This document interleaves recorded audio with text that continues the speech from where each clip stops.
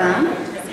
My name is Rhiannon Trail, and I'm the president of the Economic Club of Canada, and it's a wonderful pleasure to have you all here with us this afternoon for what I feel promises to be an outstanding event. So we are so excited to have Dr. Snowdon here with us today. And I do want to say a special thank you to the Ivey Centre for Health Innovation for their help and collaboration in putting this event together.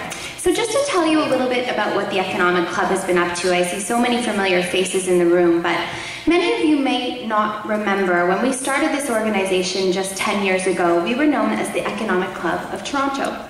And we were doing about 1 or 2 events a month in the city. And now I'm pleased to say that we have earned the reputation as this country's national podium of record. And we are doing over 150 events a year right across the country with operations and offices set up in Montreal, Ottawa, Toronto, Halifax, Vancouver, Calgary, and really focused on connecting Canadians together across the nation to talk about the most important policy issues of the day. And today really fits into our ongoing health and innovation series that we've been doing at the Economic Club, which is very close to my heart, as many of you know. I also want to make a special thank you to our event sponsor of today, Medtronic, for their generous support in helping us out. Please join me in giving them a warm round of applause.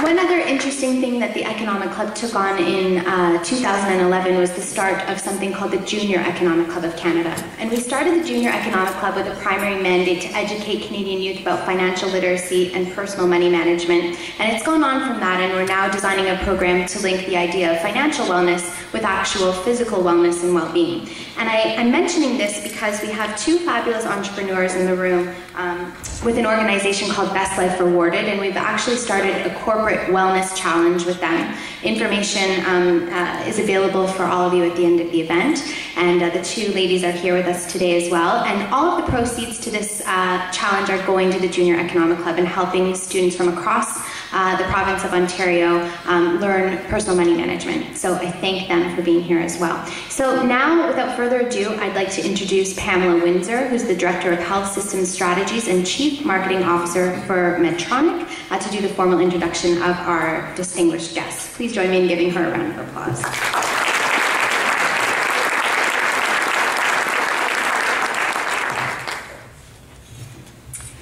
Thank you, Rhiannon. That's a really cool name, by the way. Usually when you stand up to speak, it's your heart is beating fast, but my teeth are kind of competing today because it's so damn cold up there. Anyway, good afternoon. It is my pleasure to introduce our distinguished speaker and a great colleague, Dr. Ann Snowdon. Dr. Snowdon is a professor at the Ivey Business School and Western University's Faculty of Health Sciences, and cross-appointed to Western University's Faculty of Engineering. She is also an associate professor to the adjunct academic staff of the School of Rehabilitation Therapy at Queen's University, and holds an adjunct appointment in the School of Nursing at McGill University in Montreal. Anne is a professor at the Odette School of Business and cross-appointed to the Faculty of Engineering at the University of Windsor. Wow, you're just a busy bee, Anne. Dr. Snowdon has dedicated much of her career conducting research and advancing innovation to improve the health and well-being of Canadians. Now, as academic chair of the International Centre for Health Innovation at Ivey, Dr. Snowdon leads the center's work supporting innovation, adoption, health system transformation, and productivity. As a proud sponsor of the center's research and today's event, Medtronic of Canada realizes we cannot achieve any of this unless we all pull together and collaborate across all our sectors. So we're in. And we look forward to hearing about personalized healthcare as you launch the center's not 5th, not 6th, but 7th compelling thought paper. Wow. Sparking discussion, debate, and most importantly, action as we transform our healthcare system. Thank you to the Economic Club of Canada for organizing this event, and thank you to all of you for coming by today. And it's all about you right now.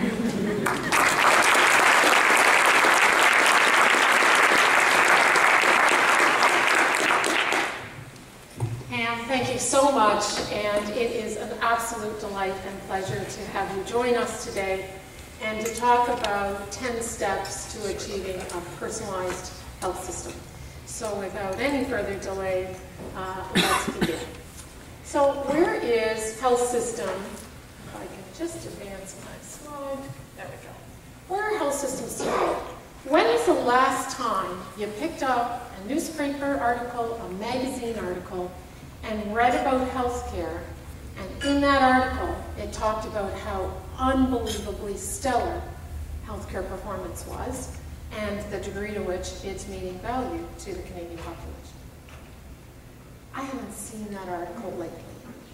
In fact, what we find when we look at health systems and what they're achieving, we usually read about they're consuming significant amounts of resources, and they might not be achieving what Canadians want them to be. In fact, some Canadians will even say, healthcare is broken.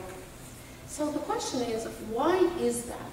Some of those answers we're going to share with you today, but more importantly, we're going to look at 10 things, 10 steps health systems can take to actually turn that around.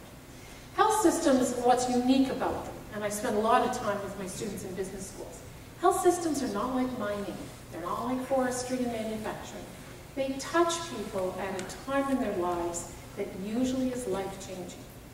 And that's why they're so critically important to the very fabric of Canadian life. We hold our healthcare system up like many other countries would hold up the flag, and like our colleagues to the south. What's critically important is that health systems achieve what matters to people. Hippocrates, thousands of years ago, stated that. It's more important to know what sort of person has a disease than to know what sort of disease the person has. One of the challenges our health systems face is how great and long and strong and terrific evidence-based approach to disease, but the question is that what is really valued and what really matters to people? Why is it now that health systems are actually finding themselves in this unique position around not perhaps delivering value to the Canadians that they're designed to serve? Well, there's two things that are unfolding. One is what's possible with scientific discovery. When they map the human genome, they open the door and set the table for very personalized therapies, technologies, tailored and custom-made to each individual person. That's a completely big shift for health systems, away from that clinical practice guideline where everybody gets access to the very best care, but it tends to be the same model for absolutely everyone.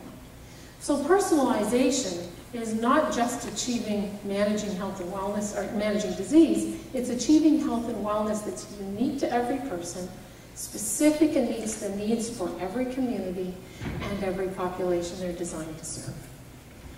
The other major trend that has shifted is the days of having that passive patient dialogue where a doctor knows best, a person goes to see their health provider, and they go away with their prescription for what they should do are really long gone.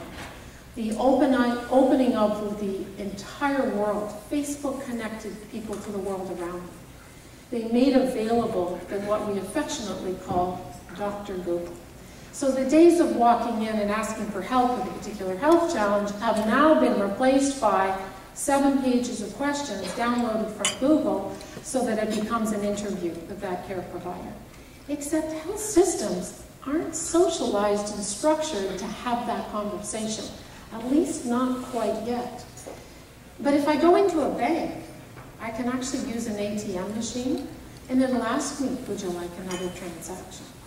When I go into my GP's office, there's a sign on the door. You're only allowed to ask 3 questions per appointment.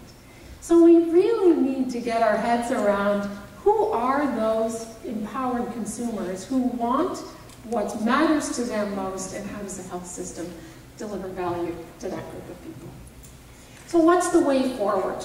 What we're about to propose and suggest is that health systems need to find meaningful ways to engage people. Health systems are great on phenomenal research and evidence for what's possible. The question is, are we engaging people and delivering care that matters to them?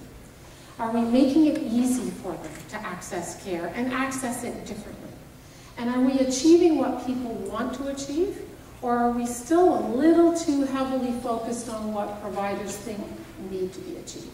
And that's really the basis for what we're proposing today as the 10 steps health systems need to be thinking about in order to achieve value and make a difference in people's lives, given what the business of healthcare is actually in. So step one, let's start at the beginning. How does a health system even begin to take the very important first step? It starts with the person and what matters to them and how their life is changing. If health systems are at touch points in people's lives, which tend to change lives, then reframing that conversation with whoever that individual is working with in a health system needs to focus on the person. What we tend to do far too often is we'll define that person by their diagnosis, not by who they are and what they want to achieve. You'll hear it over and over again. She's a cancer patient. Oh, he happens to be bipolar. Oh, they're the parents of a child with special needs. We need to focus on who they are and what's meaningful to them. And let me give you a quick example. Young woman, 33 years old, Jocelyn, really excited, admitted to labor and delivery at her local hospital, and she's about to have their first child. She and her husband are wildly thrilled, waited 10 years to do this after graduate school and all those other good things. They're admitted, she happens to be a nurse by training, and she sneaks a peek over on the chart, which the nurses started keeping away so she can't see it, as nurses we do pretty well. And she looks at the big box that identifies front and center why that person's there. She reads, elderly primate. She's shocked. Her name's Jocelyn. I'm here having my first child. How can I be elderly at the age of 33?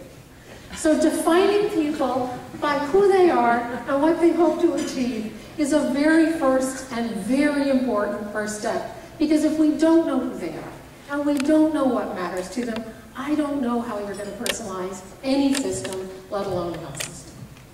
Step two. Once you start with, who is this person, what does this person, how do we define what matters to that person, we need to think about, what does success look like? Success needs to be defined by the person, not so much the health system. And every health record for every person that ends up in that clinic, that office, that hospital, needs to define what is it does that person want to achieve. Let me share you a story about Henry. Henry's 82 years old, lost his wife about 2 years ago. And he's really frustrated because he's getting up at night 6 times, every night to go to the bathroom. He can't sleep. He goes to his GP and says, you know, I'm having a terrible time sleeping because I'm constantly having to go to the bathroom. The GP does all the right things according to best evidence, goes through all the diagnostic tests and discovers he has an enlarged prostate, but he also has some cancer cells in the bladder. They very successfully treat those cancer cells, and on the follow-up visit, they're gone. Henry refuses to go to the follow-up appointment after his treatment, and his daughter is begging him, Dad, you've got to go back for the follow-up just to make sure everything's okay. What's Henry's response? Why? It didn't accomplish anything.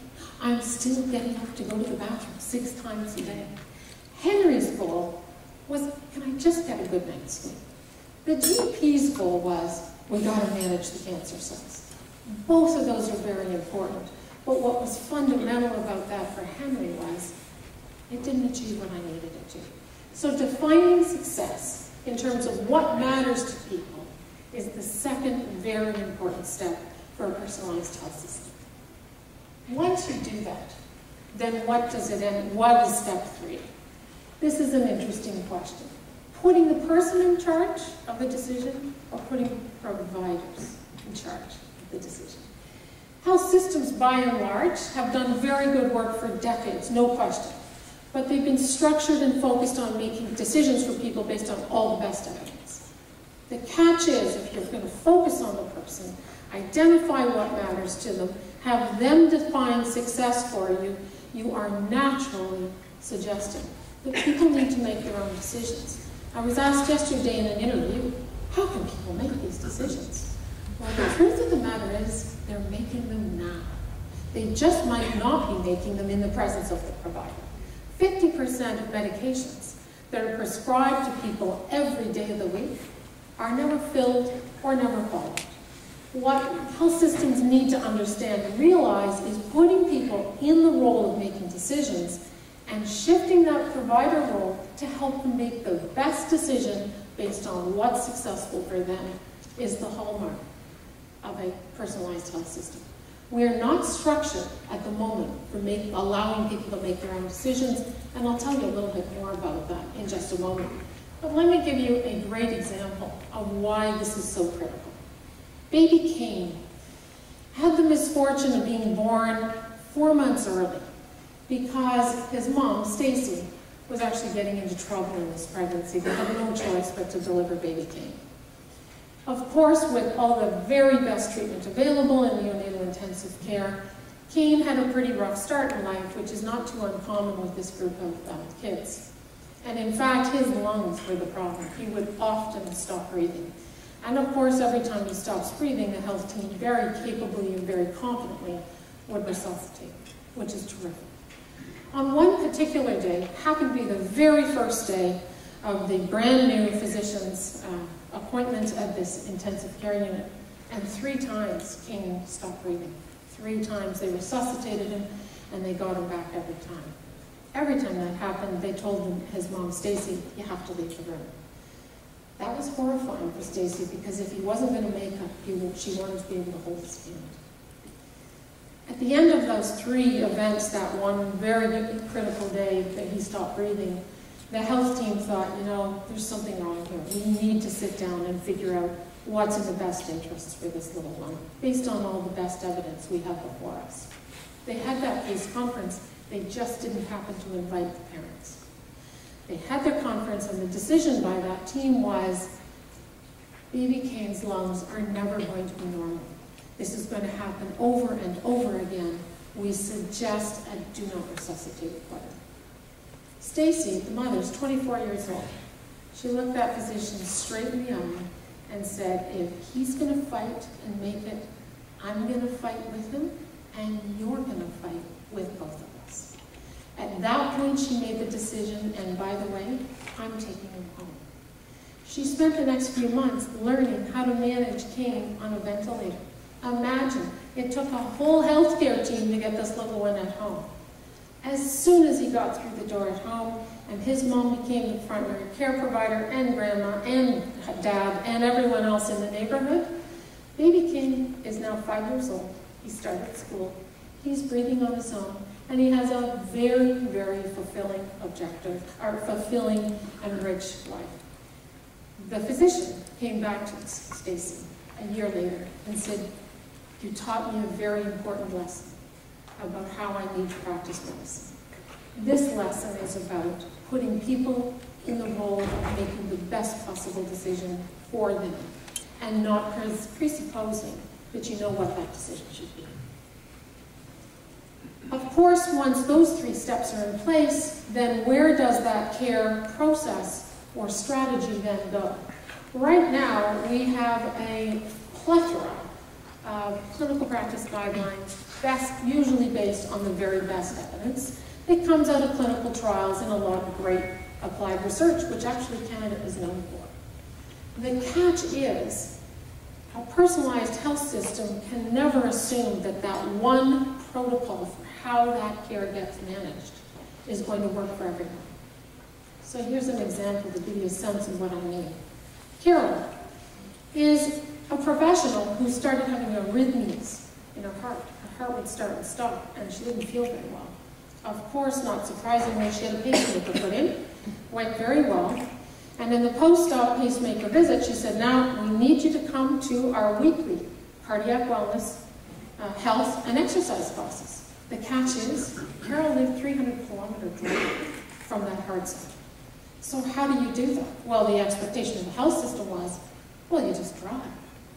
But 300 kilometers each way makes that pretty much impossible. What we have to do in a personalized system is take that best evidence protocol and make it available and achievable for that person's life circumstances. There is no question she wanted to follow the cardiac wellness routine, but you can't follow that when you're going to drive 600 kilometers a day in and out of the classes, let alone trying to figure out how you're going to manage your work schedule. Now, I know what you're thinking, and it often is the case. People will say, "Anne, come on. You can't throw the doors open of healthcare systems and just lay out the buffet of all the possible services that people just happen to want to need." And I'm not suggesting that. But what I am suggesting is taking those best practice, those protocols and those therapies we know work, tailoring them so that every person in every province, community, small town, wherever they live, can achieve the benefits that anyone else can if they live down the street from the heart center. And that's shifting the way we think about how do you deliver care in a way that's achievable for the people that need that care most. Now, one of the challenges is, how do you achieve all those great 4 steps when we've got a system that's structured on paying for transactions?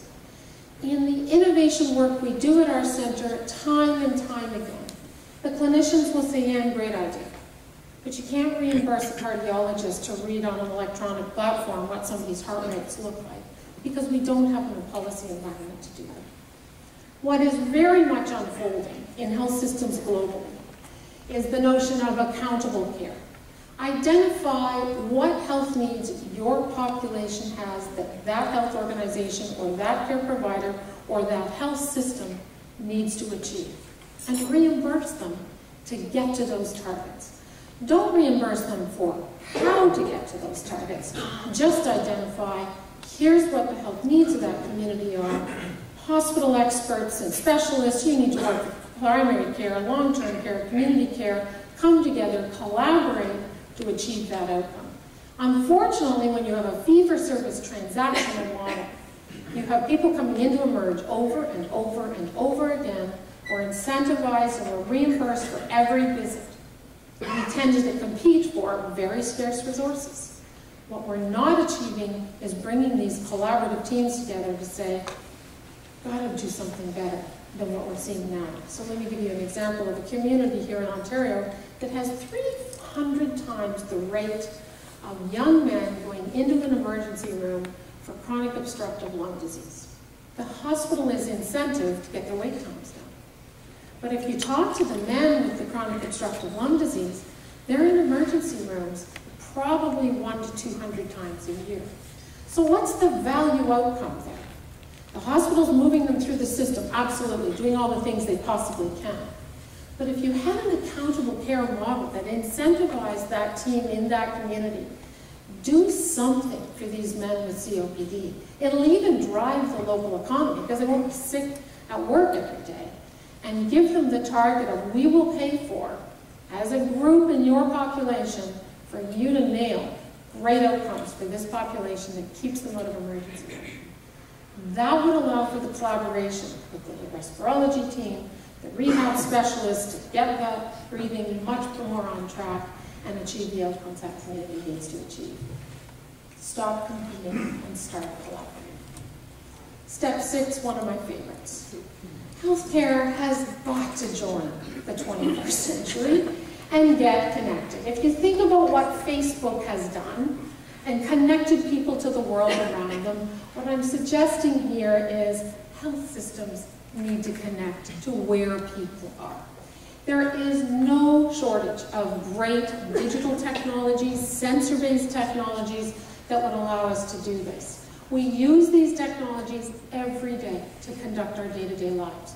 We shop with our digital technologies, we study, I send all my assignments out to my students online, we do our banking, our travel, except we can't do anything with that. We check our smartphones that I'm sure are on all these tables 123 times a day. Many of you are probably wearing a Fitbit or some kind of little monitor that says, you know what, I took 10,000 steps today. What a great concept. The consumers in this world have defined a whole new and different healthcare system than the formalized healthcare system we think of when we think of primary care clinics and family health teams and emergency rooms. 2008 was the very first time mobile apps were available for purchase. Since 2008, 97,000 mobile apps are available just for healthcare.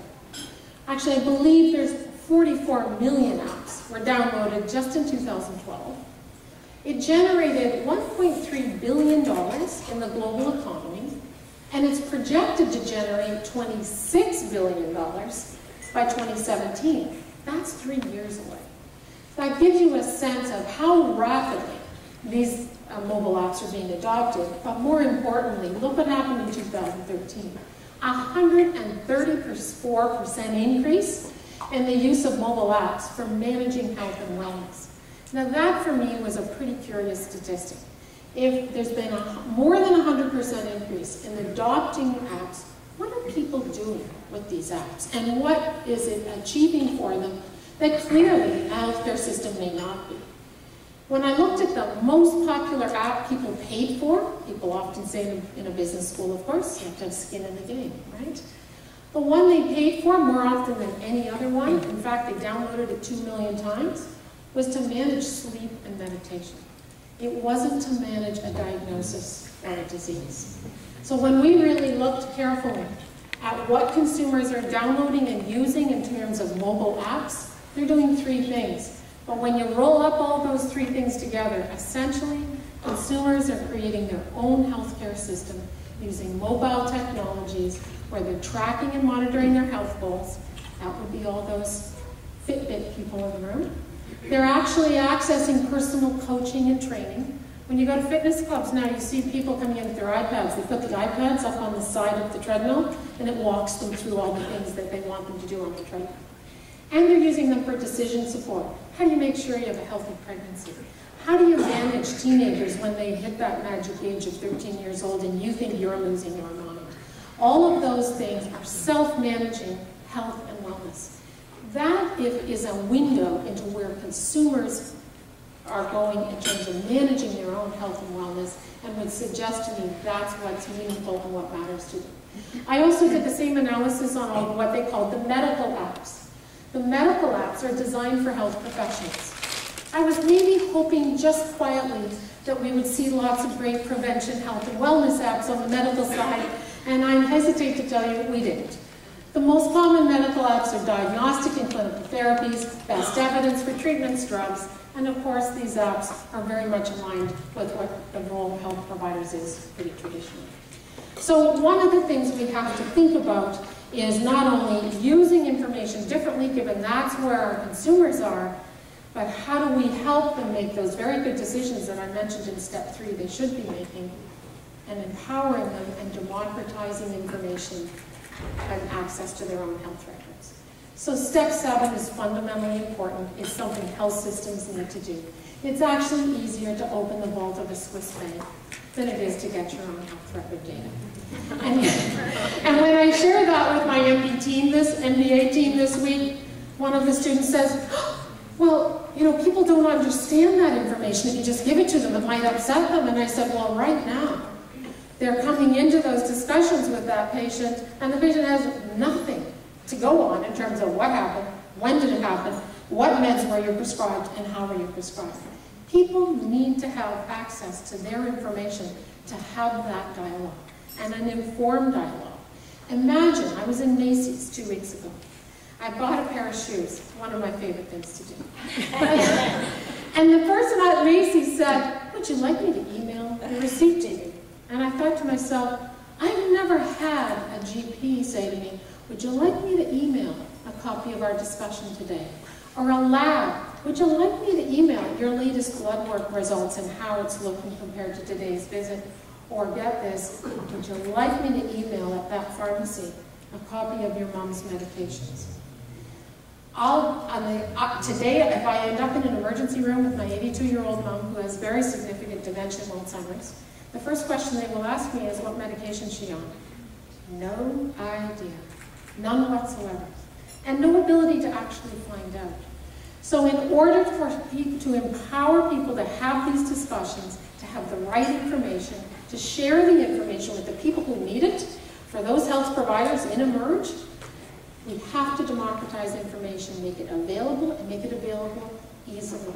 If Macy's can simply email a record of a transaction at a store in another country, I'm thinking that healthcare should be able to accomplish just the same. Step 8. All those good things, and banking is a great analogy, but there are others. We have much to learn in healthcare about what other sectors in our economy have figured out. In fact, the people, the automotive industry, the insurance industry, travel, banking, you name it, they're all serving the same populations, but they've learned and they've figured out how to do it differently. Insurance companies use segmentation to segment their customers in terms of figuring out if I know what the different groups are in our clients, then I can offer better care for them. In the seniors, they've identified typologies based on their health and what they prefer. The healthy hermit is a very different senior than the ailing outgoer. Despite lots of challenges, heart disease and diabetes and everything, those ailing outgoers, they're going to be at their bridge clubs and they're going to go to the square dance. Whereas the healthy hermit, nope, thanks very much, just want to stay home, don't need the rest of the world out there. Wrapping services around the preferences and needs of people in terms of what matters to them is what insurance can teach us. Automotive. My car will remind me when I need to get an oil change or change the tires. I don't have anything on my smartphone that reminds me that I'm probably due for a tetanus shot.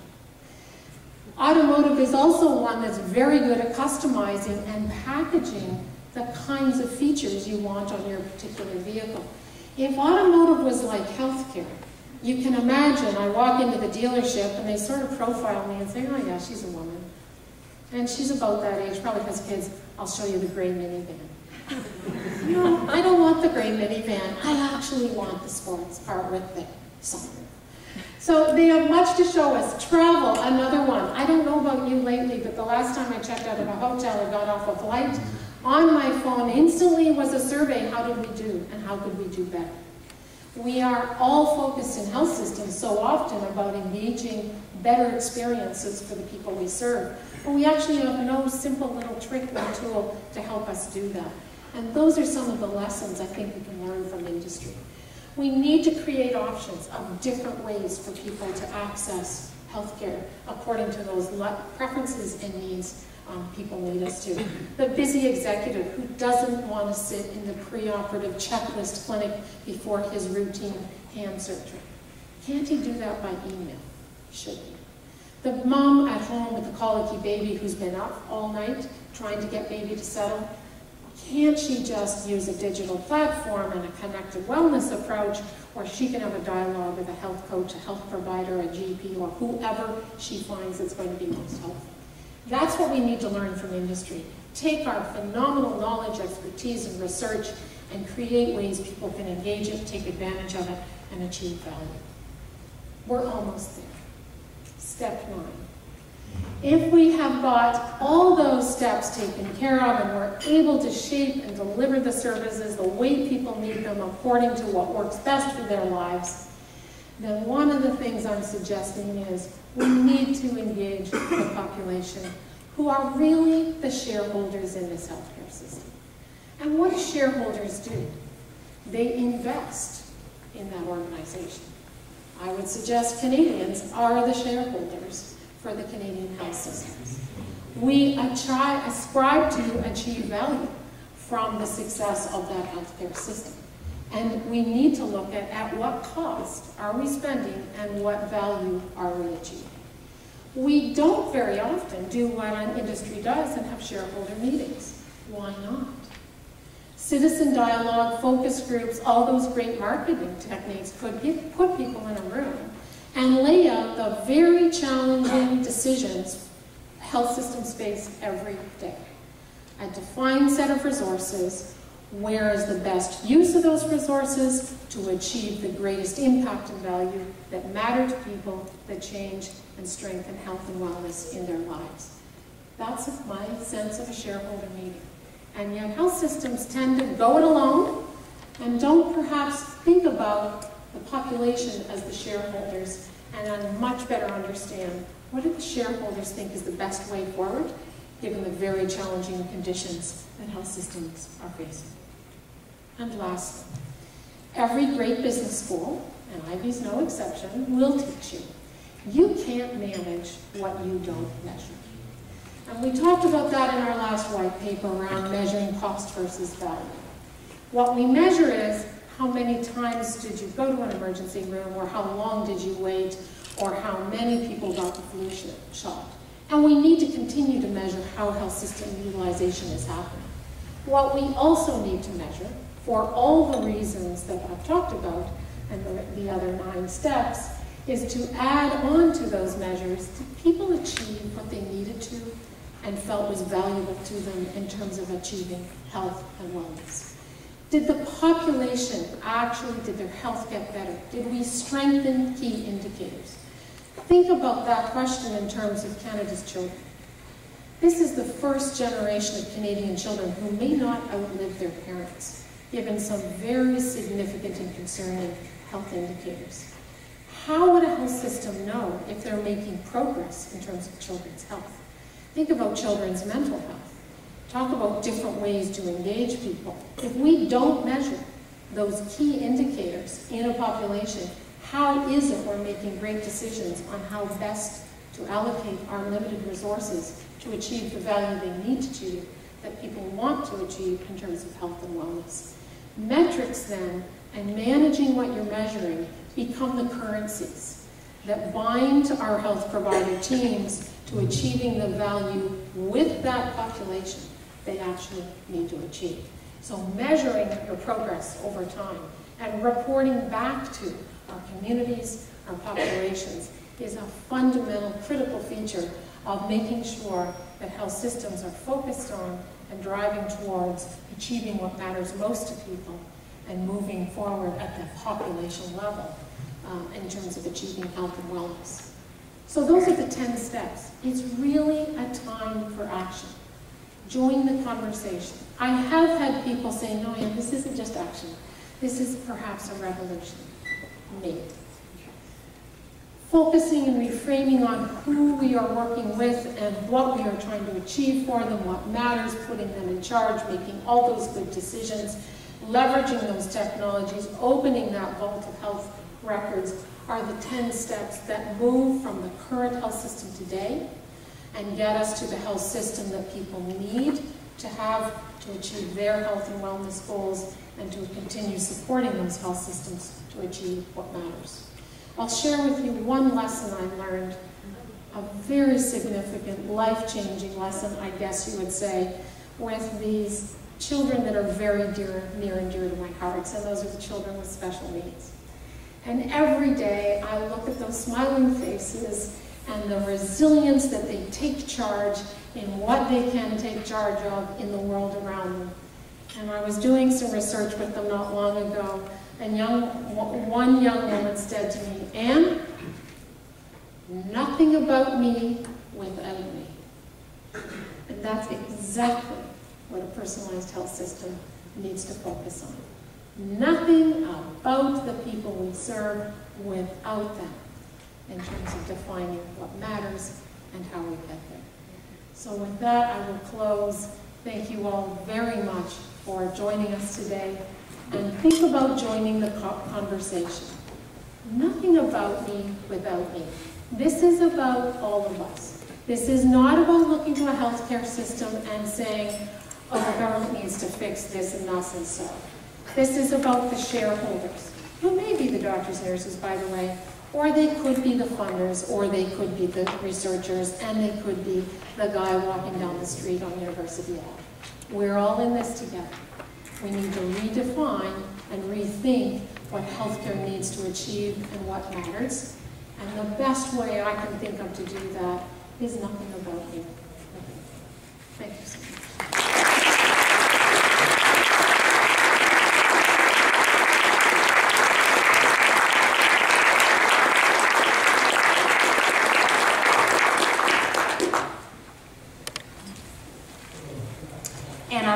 of the Economic Club and all of us here, I just want to thank you so much for an excellent talk and shining light on an incredible idea, personalized health. I mean, me personally, my husband is a leukemia patient, and I am navigating the system on my own, and this is the dream for patients to be empowered that way. Thank you to all of you for attending as well. We cannot do these events without you. I always say, leave us your business card on the way out so we can keep you informed of the next event.